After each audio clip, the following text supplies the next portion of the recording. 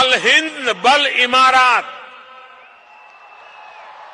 B कलम अल जमान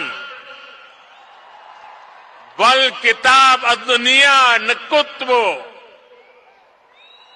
हिसाब अली मुस्तकलब अब्दल व सदा का बीना अल हिंद बल इमारत हिया सरवतना अल मुस्तरा का फिल हकीका नहनु फी बदैया साइदाली मुस्त कबल जईदा।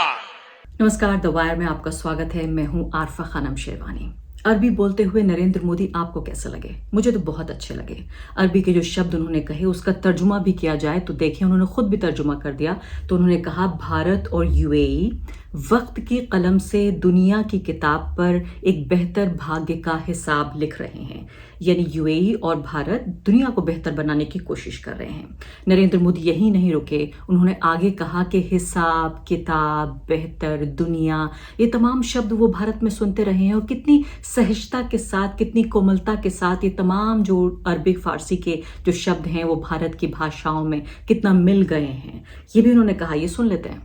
जो मैंने अरबी में कहा उसका अर्थ है भारत और यूएई वक्त की कलम से दुनिया की किताब पर एक बेहतर भाग्य का हिसाब लिख रहे हैं। भारत और यूएई की दोस्ती हमारी साझा दौलत है। हकीकत में हम अच्छे भविष्य की बेहतरीन शुरुआत कर रहे हैं। अब आप सोचिए, कलम, किताब, दुनिया, हिसाब, जमीन, ये हिंदुस्तान में कितनी सहजता से बोले जाने वाले शब्द है और ये शब्द वहां कैसे पहुंचे हैं?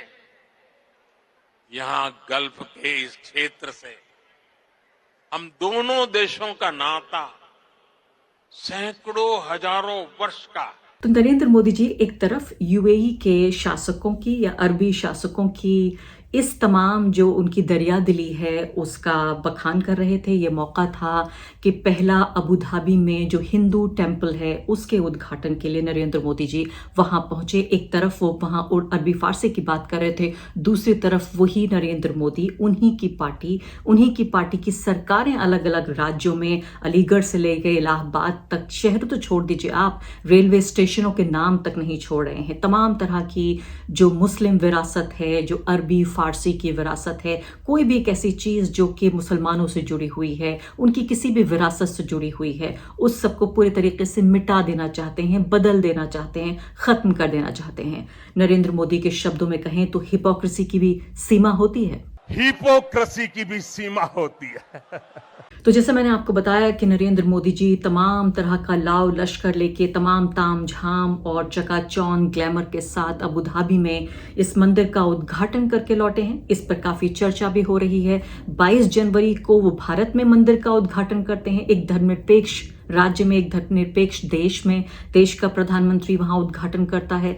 तो एक तरफ धर्मनिरपेक्ष देश में वो मंदिर का उद्घाटन करते हैं, दूसरी तरफ आप ये देखिए कि एक मुस्लिम देश में जो धर्मनिरपेक्ष नहीं है उस देश में भी जाकर वो मंदिर का उद्घाटन करते हैं। तो नरेंद्र मोदी जी का जयकारा इस कदर है, उनका प्रभाव पूरी दुनिया में ऐसा है कि तमाम लोग अपने घुटनों पे, तमाम देश और उनके जो शासक हैं अपने घुटनों पर झुक रहे हैं। कम से कम इतना उनके फैंस, जो उनके भक्तगण हैं, वो तो यही मानते हैं। अगले कुछ मिनटों में मैं आपको बताऊंगी उस हिपोक्रेसी की बात जो नरेंद्र मोदी अरबी देशों में, मुस्लिम देशों में जाकर क्या कर रहे हैं, वो क्या क्या कहते हैं और भारत में उन्हीं की राजनीति क्या करने की कोशिश कर रही है। ये बहुत तारीफ की बात है। तमाम देशों को, तमाम धर्मों के मानने वाले लोगों के लिए उनके दरवाजे, उनकी आस्था के दरवाजे और धार्मिक स्थलों के लिए दरवाजे खुलने चाहिए ताकि तमाम लोग अपनी धार्मिक आज़ादी के साथ रह सकें। इसमें मुझे कोई एतराज नहीं है और बहुत मुझे लगता है पहले ही काफ़ी देर हो चुकी है। तमाम जो जीसीसी कंट्रीज कहलाए जाते हैं या खाड़ी के देश कहलाए जाते हैं या मुस्लिम देश कहलाए जाते हैं कि पहले ही यहाँ जो राज्य है, जो सरकार है, उसका एक धर्म होता है और अच्छी बात है कि तमाम दरवाजे खुल रहे हैं, बहुत तारीफ की बात है। लेकिन एक एक ऐसा देश जो कि भारत है, जहां धर्मनिरपेक्षता सिर्फ आजाद देश 75 साल का इतिहास नहीं बल्कि सैकड़ों साल से यहाँ हिंदू, मुस्लिम, सिख, ईसाई किस तरह से आपस में मिलजुल कर रहते आए, तब तक जब तक कि नरेंद्र मोदी जी की पार्टी पिछले 10 साल में उन्होंने स्टेट को, राज्य को, सरकार को एक धर्म देने की कोशिश नहीं की। अब ये देखिए, यहाँ जो हिंदू टेम्पल बना है, ये BAPS जो बाप्स टेम्पल में बना है, उसका आप ये देखिए कि ये UAE की राजधानी अबू धाबी में बना है और 14 फरवरी को इसका उद्घाटन हुआ। अब ये देखिए कि आप नरेंद्र मोदी जी ने उद्घाटन किया। मैंने आपको बताया कि करीब 700 करोड़ रुपए की लागत से ये 27 एकड़ जमीन पर यह बनाया गया और मंदिर के जो देश है, देश के प्रत्येक अमीरात का प्रतिनिधित्व, यानी जो 7 एमिरेट्स हैं, यूनाइटेड अरब एमिरेट्स में 7 जो इमारत है, एमिरेट्स हैं, उनके प्रतिनिधित्व करने वाली 7 मीनारें इस मंदिर में लगाई गई हैं। इसमें लोहे और स्टील का उपयोग भी नहीं किया गया है और बताया जा रहा है उसी मटेरियल का इस्तेमाल किया गया है जो कि राम मंदिर के लिए किया गया, वो वहां बाप्स मंदिर के लिए भी किया गया। और इंटरलॉकिंग टेक्नोलॉजी का इस्तेमाल किया गया है हजारों साल तक, यानी इस मंदिर की मजबूती बनी रहेगी। मेरी दिलचस्पी ये जानने में थी कि क्या कोई रस्म अदायगी, कोई सौदा करने की कोशिश में ये एक तरह से हिंदू समाज को वहां लुभाने की कोशिश कर रही है UAE की सरकार, लेकिन यहां पता चलता है कि इंटरलॉकिंग की ऐसी टेक्नोलॉजी है कि अगर इस मंदिर को ढाया नहीं गया और ये मंदिर अपनी जगह बना रहा तो ये मंदिर हजारों साल तक इसी तरह से बना रहेगा। और संगमरमर का बना हुआ ये है और इसमें अद्भुत शिल्पकारी की गई है। हर स्तंभ पर हनुमान जी, राम जी, सीता जी, गणेश जी की प्रतिमाएं भी वहां पर एक तरह से कार्व की गई हैं और भारतीय संस्कृति को दिखाने की पूरी तरीके से कोशिश की गई है। जो बाहरी स्तंभ हैं उस पर सीता स्वयंवर, राम का जो वनगमन है, कृष्ण की लीलाएं हैं, तमाम चीजें शामिल है। बड़ी अच्छी बात है। पिंक सैंडस्टोन, मैंने बताया आपको, जो राम मंदिर का जिससे निर्माण हुआ, जिस मटेरियल को इस्तेमाल करके, वही मटेरियल यहाँ पर भी इस्तेमाल हुआ है। तो नरेंद्र मोदी जी की तूती बोल रही है पूरी दुनिया में। मैंने कहा कि यहाँ धर्मनिरपेक्ष देश में भी वो मंदिर का उद्घाटन करते हैं, वहां जाकर देखिए आपके मुस्लिम देशों में भी मंदिर का उद्घाटन कर देते हैं। इतना ही काफी नहीं है तो आप ये देखिए, कतर में जो हमारे सैनिक थे उनको वहां छुड़ा लाए जिनके ऊपर जासूसी करने का आरोप था।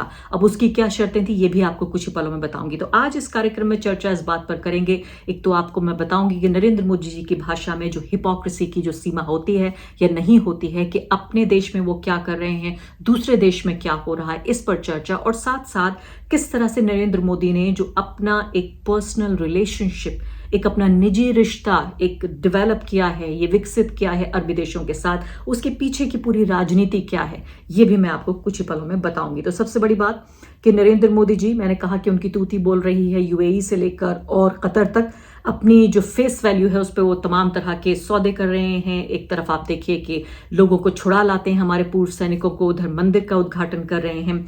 और इतना ही काफी नहीं है तो कम से कम 2 बार ऐसा हुआ, 2 अलग अलग जो देश हैं, सऊदी अरब और साथ ही UAE, इन दोनों ने 2019 में UAE ने और सऊदी अरब में 2016 में नरेंद्र मोदी जी को जो सर्वोच्च नागरिक सम्मान है वहां का, सिविलियन अवार्ड, उससे नवाजा। ऐसा पहले कभी किसी भारत का जो राष्ट्रीय अध्यक्ष था या प्रधानमंत्री था उसके साथ ऐसा नहीं हुआ है। तो ये पहली बार, इतिहास में पहली बार, जिसका रिकॉर्ड बनाने का नरेंद्र मोदी जी को शौक भी बहुत है।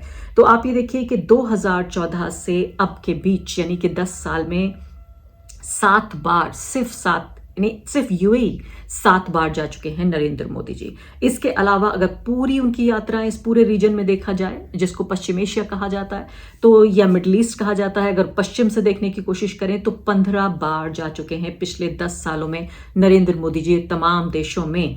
और यानी पिछले 2022 की जो शुरुआत ही उन्होंने की थी UAE और कुवैत के साथ ये करने पर।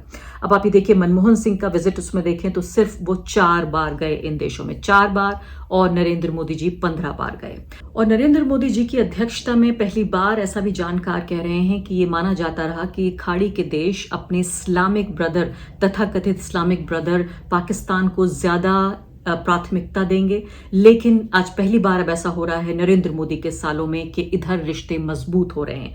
क्योंकि आपको अच्छी तरह पता है खाड़ी के तमाम देश जिन्हें GCC कंट्रीज कहा जाता है, इनको भी अच्छी तरह अंदाजा है, बल्कि कई दशकों से इनको अंदाजा है कि सिर्फ तेल के कुओं से बातचीत नहीं होगी, बल्कि पूरी बात नहीं बन पाएगी, बल्कि इनको जो नॉन ऑयल सेक्टर्स हैं वहां भी जाकर अपनी अर्थव्यवस्था को मजबूत करने की जरूरत है। तो जिनमें गल्फ कोऑपरेशन काउंसिल कंट्रीज का मैं जिक्र कर रही हूँ, वो समझते हैं कि उनके लिए अंग्रेजी में शब्द होता है इकोनॉमिक डाइवर्सिफिकेशन, यानी कि आर्थिक जो अलग अलग नए आयाम हैं उनकी तरफ भी ध्यान देना है। जिस तरह की रणनीति इनको बनानी है उसमें भारत इनके लिए बहुत एक बेहतर एक केंद्रीय देश के तौर पर उभर रहा है। सऊदी अरब को आप देखिए कि उन्होंने विजन 2030 उन्होंने लॉन्च किया है, जो कि तेल के ऊपर और तेल के उत्पादन पर ही जो उनकी अर्थव्यवस्था आधारित है उसकी निर्भरता को कम किया जाए। और आपको मालूम है कि जो आरामको नाम से जो उनकी स्टेट कंपनी है उसको भी कोशिश किया जा रहा है कि एक ग्लोबल कंपनी के तौर पर, एक ग्लोबल कॉन्ग्लोमरेट के तौर पर उसको बनाया जाए। अगला बात आती है टूरिज्म की। जो पर्यटन है, बहरीन एक बड़े पर्यटन हब के तौर पर उभर रहा है, जो कि इस्लामिक बैंकिंग और साथ साथ जो यूएई यानी कि बहरीन और यूएई दोनों टूरिज्म और इस्लामिक बैंकिंग इन दोनों दिशाओं में आगे बढ़ने की लगातार कोशिश कर रहे हैं। तो पूरी तरीके से ये जो जीसीसी देश हैं, जो अरब देश हैं, ये बदलने की कोशिश कर रहे हैं, नए चेहरा देने की कोशिश कर रहे हैं। और ऐसे में भारत एक तरह से केंद्रीय भूमिका निभा सकता है इन देशों के लिए। अब यहाँ आगे बढ़ते हैं और जैसे भारत, मैंने आपको बताया कि किस तरीके से ये बेहतर फायदे का सौदा हो सकता है, क्योंकि ये माना जाता है कि जीसीसी जो कंट्रीज हैं इनमें काफी बड़ी तादाद में जो सॉवरेन वेल्थ फंड होता है, काफी पैसा है जो ये लगा सकते हैं, इन्वेस्ट कर सकते हैं उस तरह के सेक्टर्स में जहां इनको फायदा हासिल होगा।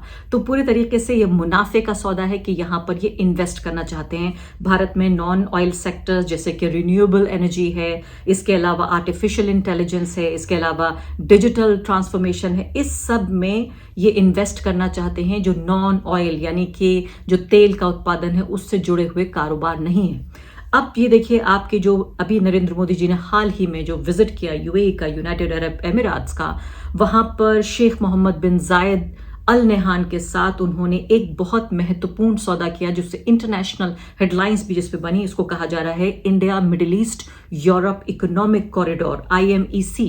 इसके बारे में कहा जा रहा है, हालांकि किस तरीके से काम करेगा इसको लेकर तमाम तरह के सवाल हैं, लेकिन भारत इसका हिस्सा बन गया है। India middle east Europe economic corridor बाकायदा बनाया जा रहा है बेहतर आर्थिक रिश्तों के लिए। तो मैंने आपको बताया कि कतर को भी जिस तरह से अब आ जाते हैं उस मुद्दे पर कि कई बार ये कहा गया कि भाई शाहरुख खान वहां पर इस डील को क्रैक करके आए। ये डील तभी संभव हो पाई जब शाहरुख खान वहां गए। नाम दिया जा रहा है नरेंद्र मोदी का। मेरी नजर में हो सकता है शाहरुख खान गए हों या नए गए हों, उन्होंने एक क्लैरिफिकेशन भी जारी किया इस बारे में। लेकिन जो अरबी शासक हैं ये पैसे की जबान सबसे ज्यादा समझते हैं और ये समझना आपको जरूरी है कि यहां पर भी जो लिक्विफाइड नेचुरल गैस का जो सौदा है 78 बिलियन डॉलर का, यानी करीब मान लेते हैं 8,000 करोड़ रुपए का ये सौदा ये नरेंद्र मोदी जी करके आए। उसके बाद हमारे जो पूर्व सैनिक थे 8 उनको वहां पर छोड़ा गया। तो ये पूरे तरीके से जो बदलाव की पूरी बयार मिडिल ईस्ट में बह रही है, एक तरफ आप ये देखिए कि वो देश जो धर्मनिरपेक्ष नहीं है वो धर्मनिरपेक्षता की तरफ आगे बढ़ रहे हैं और दूसरी तरफ एक ऐसा देश जिसका संविधान ये कहता है कि हम धर्मनिरपेक्ष हैं, वो अपने ही माइनॉरिटीज, अपने ही मुसलमानों के साथ क्या सुलूक कर रहा है ये मुझे बताने की भी जरूरत नहीं है। लेकिन ये जरूर बताने की जरूरत है कि ये जो मुस्लिम देश हैं, खाड़ी के देश हैं, क्या तब्दीली लाने की कोशिश कर रहे हैं। मैं आपको ये भी याद दिलाना चाहती हूँ कि ये वही नरेंद्र मोदी हैं जिनकी पार्टी बीजेपी और इनका पूरा जो भगवा परिवार है इसने किस तरीके से 90 के दशक में बाबरी मस्जिद को एक पूरा मुद्दा बनाकर उस मस्जिद को तोड़ दिया, जिसको मंदिर बनाने का आदेश देने के बावजूद भी सुप्रीम कोर्ट ऑफ इंडिया ने कहा कि घोर अपराध हुआ। अभी भी जो मुकदमे हैं तमाम उन लोगों के ऊपर चले हैं जो कि भाजपा के बाकायदा बड़े बड़े नेता हैं।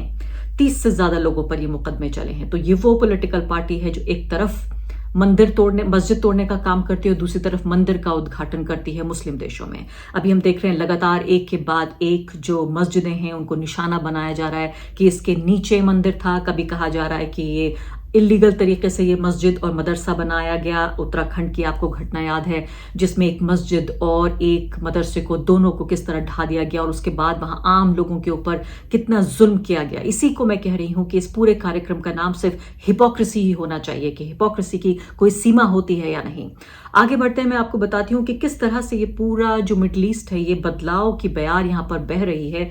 यहाँ का चिल्ला चिल्ला कर ये देश, खासकर सऊदी अरब यूएई दोनों ये कह रहे हैं कि देखिए लिए हम अपने को धर्मनिरपेक्ष बनाने की कोशिश कर रहे हैं, अपने को सेक्युलराइज करने की कोशिश कर रहे हैं, अपने को उदारवादी बनाने की कोशिश कर रहे हैं। आइए आप हमारे यहाँ काम कीजिए, आइए हमारे यहाँ आप अच्छा महसूस कीजिए, फ्री महसूस कीजिए। और इसीलिए अलग अलग तरीके से ये कोशिश कर रहे हैं कि इन्वेस्टमेंट किया जाए, इनके यहाँ भी इन्वेस्टमेंट हो और ये भी बाहर भारत जैसे देशों में इन्वेस्टमेंट अपना करें। तो सऊदी अरब और यूएई और कतर और कुवैत, इन देशों को मिलाकर करीब मान लीजिए आप 80 लाख के आसपास भारतीय यहाँ पर रहते हैं। कितना बड़ा डायस्पोरा है, कितनी बड़ी ताकत ये भारत की भी है कि ये एक तरह से, इनको नरेंद्र मोदी जी कहते हैं कि एम्बेसडर्स हैं भारत के। तो ये एम्बेसडर्स वहां पर रहते हैं इन अलग अलग देशों में। और यकीन जानिए भारत की जो भी छवि बनी हुई है इन मुस्लिम देशों में, ये वो मेहनतकश जो लोग हैं भारत के, तमाम धर्मों के मानने वाले, उन्हीं की वजह से इमेज है, किसी एक नेता की वजह से इमेज नहीं बनी हुई है। तो आप ये देखिए कि एक जो इतना बड़ा एक जरिया है भारतीय लोगों के लिए भी वहाँ नौकरी करने का, और ये तमाम पैसा जब भारत में आता है तो इससे भी एक अच्छी बेहतर इकोनॉमिक एक्टिविटी पैदा होती है। और अरब के जो देश हैं इनको भी जाहिर है फ़ायदा ही होता है। हाई स्किल्ड वर्कर्स जो भारत के हैं वो वहाँ पर काम करते हैं, जिसमें सऊदी अरब है, यूएई है, कतर है और कुवैत है। और इसके अलावा ये तमाम तरह से एक तरह का आकर्षण पैदा होता है। अब निवेश की हम बात कर लेते हैं कि इन देशों ने भारत में निवेश क्या किया है। यूएई इंडिया का तीसरा सबसे बड़ा पार्टनर है। जी हाँ, तीसरा सबसे बड़ा पार्टनर यूएई है। भारत में वो इंफ्रास्ट्रक्चर में इन्वेस्ट करना चाहते हैं। और इसके अलावा जो नरेंद्र मोदी जब 2021 में गए थे तभी उन्होंने इस बात का वादा किया था। इसके बाद आप आ लेते हैं जो फ्री ट्रेड एग्रीमेंट है 2022 में, वो हुआ। इसके अलावा आप ये देखिए दुबई ने, डीपी वर्ल्ड जो दुबई की कंपनी है, उसने कश्मीर तक में अभी फिलहाल ये वादा किया है कि यहाँ इन्वेस्टमेंट वो करना चाहते हैं जम्मू कश्मीर में। हालांकि आर्टिकल 370 हटने के बाद भी, जैसे मैंने कहा कि पैसे की सिर्फ एक भाषा ऐसी है जो देश अच्छे तरीके से समझते हैं। सऊदी अरब ने इन्वेस्टमेंट की बात कही है कि भारत में वो करेंगे, जिसमें गुजरात भी शामिल है। गुजरात में भी ये इन्वेस्ट करना चाहते हैं। एक तरफ आप देख रहे हैं कि भारत में किस तरह से जो एंटी कन्वर्जन कानून हैं, जिनको लव जिहाद कानून भी कहा जाता है, या यूसीसी पास करके हर तरह से कोशिशें की जा रही है कि हिंदू मुसलमान खासकर, या फिर किसी भी अलग अलग धर्मों के मानने वाले लोग आपस में शादी ना कर सके, हर तरह की पाबंदियां लगाने की कोशिश हो रही है। दूसरी तरफ आप ये देखिए, और ये धर्मनिरपेक्ष राज्य में हो रहा है, धर्मनिरपेक्ष देश में हो रहा है। दूसरी तरफ आप ये देखिए कि वो देश जिनका खुद का अपना एक धर्म है और जो लोकतांत्रिक देश नहीं है, अलोकतांत्रिक देश हैं या ऑटोक्रेसी हैं, यहाँ पर कोई चुनाव नहीं होते, आम जनता अपने शासकों को चुनकर नहीं भेजती अपने नेताओं को, बल्कि शासक होते हैं, परिवार एक के बाद एक शासन करते हैं। वहां देखिए क्या हो रहा है। यूएई के बारे में ये आप आर्टिकल पढ़िए, यहाँ इंडियन एक्सप्रेस में मैंने आपके लिए कुछ बिंदु यहाँ तैयार किए हैं। बहुत बेहतरीन ये आर्टिकल लिखा है जिसमें बताया गया है, तमाम तरह की अंदरूनी बातें बताई गई हैं कि कैसे यूएई और उसके साथ साथ सऊदी अरब अपने को बदलने की कोशिश कर रहे हैं। तो इसके मुताबिक अभी देखिए आपके यूएई में जो 1 करोड़ की आबादी है उसमें सिर्फ 12% ऐसे लोग हैं जिनको कि अमीराती कहा जा सकता है, यानी वो वहाँ के जो ओरिजिनल लोग हैं, अरबी लोग हैं, वो सिर्फ 12% बचे हैं। और इसके अलावा बाकी लोग जो लोग हैं वो तमाम लोग जो बाहर से आने वाले लोग हैं 12 के अलावा, यानी 88% लोग आप ये मान लीजिए। इसमें सबसे बड़ा जो ग्रुप है वो भारतीयों का ग्रुप है। तो भारतीयों का सबसे बड़ा यानी समूह है, 3rd लार्जेस्ट समूह है जो तीन, यानी ये जो आबादी बची 88% आबादी, उनमें सबसे ज्यादा भारतीय हैं यहाँ पर। ऑफिशियल रिलीजन आप जानते हैं यूएई का इस्लाम है, इस्लाम के अलावा भी सुन्नी इस्लाम है, लेकिन बाकी किसी भी धर्म पर कोई पाबंदी नहीं है। 3 दर्जन, मुझे भी हैरानी हुई है जानकर, 3 दर्जन चर्च हैं यहाँ पर। इसके अलावा ज्यूइश सिनेगॉग्स हैं और इसके अलावा एक गुरुद्वारा भी वहां पर है, और अब तो मंदिर भी बन गया। चाहे ओणम हो, दिवाली हो या क्रिसमस हो, आप देखते हैं वहाँ मॉल्स में, चूंकि वहाँ मॉल का बड़ा कल्चर है कि वहीं लोग अपना जो खाली वक्त है गुजारने के लिए जाते हैं, तो आप देखते हैं कि वहाँ मॉल्स में इन तमाम फेस्टिवल्स को बाकायदा एक तरह से एक राष्ट्र के तौर पे मनाने की कोशिश होती है, क्योंकि इतनी बड़ी तादाद में जब वहाँ लोग रह रहे हैं तो जाहिर है इन लोगों को शामिल भी करना पड़ेगा। और सबसे ज्यादा हैरानी की बात यह है कि वहां पर एक टॉलरेंस मिनिस्टर भी हैं, मिनिस्टर फॉर टॉलरेंस एंड को एग्जिस्टेंस। उसी जो शाही परिवार है, जो रॉयल फैमिली है, उन्हीं में से एक व्यक्ति मंत्री भी होता है जिसका नाम है मिनिस्टर फॉर टॉलरेंस एंड को एग्जिस्टेंस। सहनशीलता के लिए और साथ रहने के लिए, सह अस्तित्व के लिए ये मंत्री है, यानी कि ये मंत्री ये सुनिश्चित करता है कि तमाम लोगों के अधिकार प्रोटेक्टेड रहें, दबाए ना जाएं। वहाँ शराब भी अब मिल सकती है, खुले तौर पर आप पी सकते हैं, यहाँ तक कि पोर्क भी वहाँ पर मुहैया है। अगर कुछ लोग खाना चाहें तो वो आराम से खा सकते हैं। यानी हर तरह से अपने दरवाजे खोलने की कोशिश कर रहे हैं ये देश। इसके अलावा जब औरतों के कपड़ों को लेकर तमाम तरह की बातें कही जाती हैं कि वहाँ कंजर्वेटिव है या एक तरह से खुला माहौल नहीं है, तो ये भी सीधे तौर पे कहा जा सकता है। अगर आप अभी जाइए, यूएई जाइए, दुबई जाइए, अबू धाबी जाइए, आपको नहीं अंदाजा होगा कि आप अबू धाबी में बैठे हैं या लंदन में बैठे हैं या न्यूयॉर्क में, जिस तरह की औरतें कपड़े पहन रही हैं। ये भी बार बार कहा जा रहा है कि किस तरीके से वहाँ जो भेदभाव है उसको कम से कम करने की कोशिश हो रही है, चाहे स्कूलों में एडमिशन हो या किराए पे मकान लेना हो या नौकरियां लेनी हो। ये कोशिश होती है कि वहाँ जो गैर मुस्लिम्स हैं या गैर रॉयल फैमिली के लोग हैं उनके साथ भेदभाव ना हो।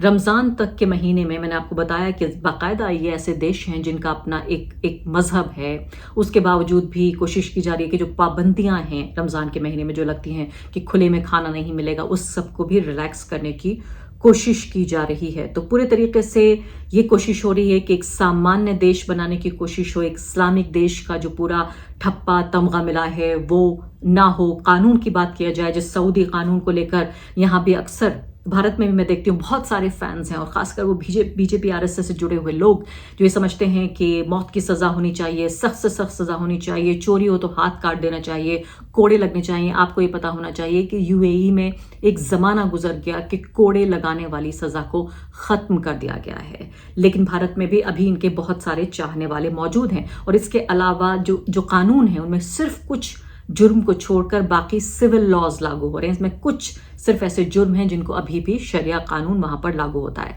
अब यहाँ ये बिल्कुल मैं कहने की कोशिश नहीं कर रही हूँ कि यूएई या सऊदी अरब या बहरीन या कतर या कुवैत ये देश वो हैं जो जन्नत बन चुके हैं। अभी भी यहाँ पर ऑटोक्रेसी है, यहाँ पर अभी भी शासक है, नेता नहीं है, जनता के जरिए चुना गया। बोलने की आज़ादी नहीं है यहाँ पर। आप किसी भी पॉलिटिक्स में, आप किसी भी एक्टिविटी में आप हिस्सा नहीं ले सकते। इस सब की पूरे तरीके से मनाही है। यानी कि ये देश अभी भी वही हैं, अलोकतांत्रिक देश। ये सामाजिक तौर पर जरूर खुलने की कोशिश कर रहे हैं, लेकिन राजनीतिक तौर पर अगर देखा जाए तो पूरे तरीके से अभी भी ये बंद देश हैं। अभी भी यहाँ निंदा, ब्लास्फेमी जैसे कानून है कि अगर आपने किसी धार्मिक किसी सिंबल के खिलाफ कोई बात कह दी तो आपको फिर भी सजाए मौत हो सकती है, सख्त सजा हो सकती है। तो पूरे तरीके से आप ये देखिए कि यूएई तक ये लिमिटेड नहीं है, बल्कि जो मक्का और मदीना के कस्टोडियन सऊदी अरब के जो शाह हैं मोहम्मद बिन सलमान, वो भी सऊदी अरब को पूरे तरीके से बदलने की कोशिश कर रही है। मेसी का मैंने ऐड देखा जो कि ब्रांड एम्बेसडर टूरिज्म के बने हुए हैं सऊदी अरब के। ये बताने की कोशिश हो रही है कि पूरे तरीके से हम खुल गए हैं और आइए आप हमारे यहाँ काम कीजिए, इन्वेस्ट कीजिए। तो ये सब बेहतरी की तरफ आगे बढ़ रहे हैं। मुस्लिम देश अपने को सेक्युलराइज कर रहे हैं और सेक्युलर देश अपने को ज्यादा से ज्यादा तंग दिल, तंग जहन बनाने की कोशिश कर रहा है। यही अफसोस की बात है कि अगर नरेंद्र मोदी जी वहां जाकर अरबी बोलकर, चूंकि इसमें उनका एक आर्थिक फायदा है, ये बताने की कोशिश है कि देखिए मैंने अपनी पर्सनल रिलेशनशिप से किस तरह से डेवलप किया है और किस तरह से मैं भारत को आगे ले जाना चाहता हूं। भारत की ये बदनसीबी है कि वही प्रधानमंत्री जो बाहर जाकर अपना दिल खोलता है, उसी प्रधानमंत्री, उसी की पार्टी, उसी के लोग, उसी के रहते हुए